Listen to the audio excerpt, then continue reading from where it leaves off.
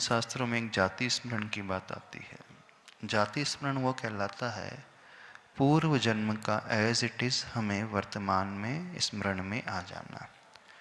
जैन शास्त्रों में नहीं, ऐसी कई घटनाओं के बारे में आपने पढ़ा भी होगा, सुना भी होगा। 5 साल के बालक को जो एक गांव में पैदा हुआ, वो अमेरिकन इंग्लिश में, वो भी साइंटिस्ट की लैंग्वेज में बात कर रहा है।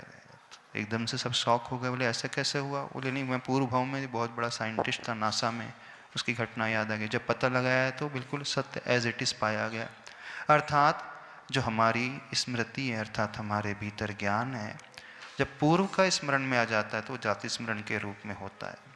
तो जिसे जाति स्मरण हो जाता है तो उसकी श्रद्धा गहरी हो जाती है कि नहीं, मैं तो वही हूँ जो पूर्व में था, बस मेरा शरीर चोला बदला है, लेकिन आत्मा तो वही है।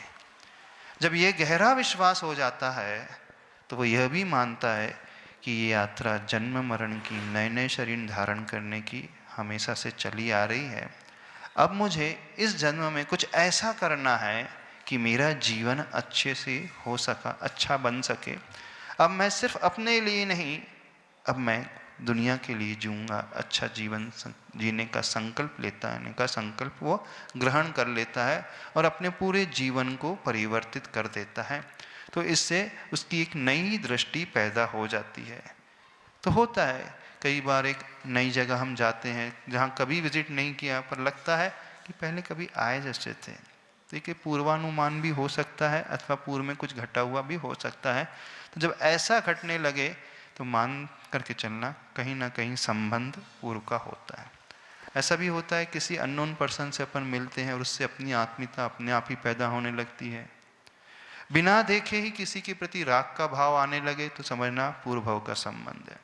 बिना मिले ही अथवा फर्स्ट मीटिंग में ही देख करके किसी के प्रति एकदम द्वेष का भाव आने लगे, भले उसने कुछ नहीं किया है, तो समझना पूर्व भाव का हमारा कुछ ना कुछ शत्रुता का भाव, वैर का भाव चला आ रहा है।